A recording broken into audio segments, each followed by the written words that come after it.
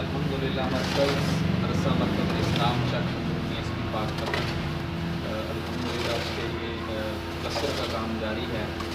जिसकी 3 दीवारें मरकज़ इस्लाम की अल्हम्दुलिल्लाह क़यादत में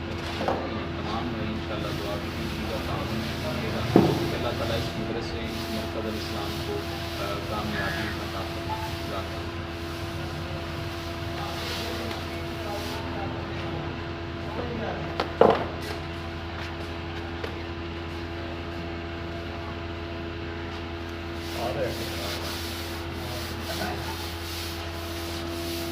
मारो